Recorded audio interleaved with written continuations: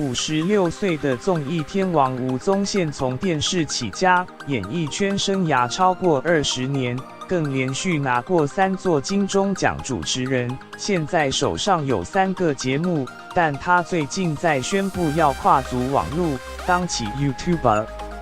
吴宗宪网红很猛，还有那种月入100万的，对不对？那当然，这个也是很厉害啦。所以大家另辟蹊径吗？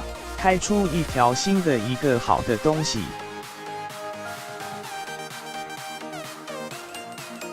综艺天王吴宗宪最近开张他的 YouTube 频道，不到2天已经超过2万人订阅，要从电视跨足网路。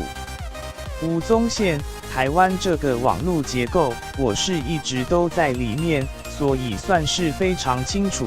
多经营这个频道，搞不好前几集还邀请馆长，他现在也是超级网红吗？对于网红生态很有研究，吴宗宪超过20年的电视圈生涯，现在手上就有3个综艺节目，搞笑幽默的主持风格，累积许多粉丝，似乎是感受到网络势力崛起，他也将触角伸到网络。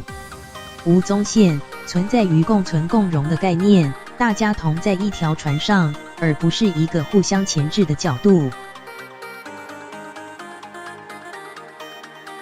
台湾网络市场蓬勃发展，像是第1名的 YouTuber 这群人，订阅数有285万；第2名阿滴英文有209万，网红始祖蔡阿嘎则是198万。都有接不完的业配，价码有时更破100万，比艺人还敢开。YouTuber 也成为不少年轻人的未来志向。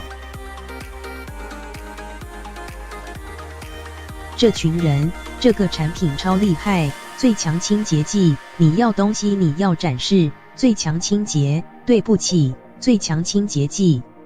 YouTuber 各有自己的风格，像是这群人就是翻唱和戏剧搞笑，阿滴则是有英语教学专业，蔡阿嘎是以台语乡土明星客串取胜。未来吴宗宪将会以什么形态和影片内容跟大家见面，让人期待。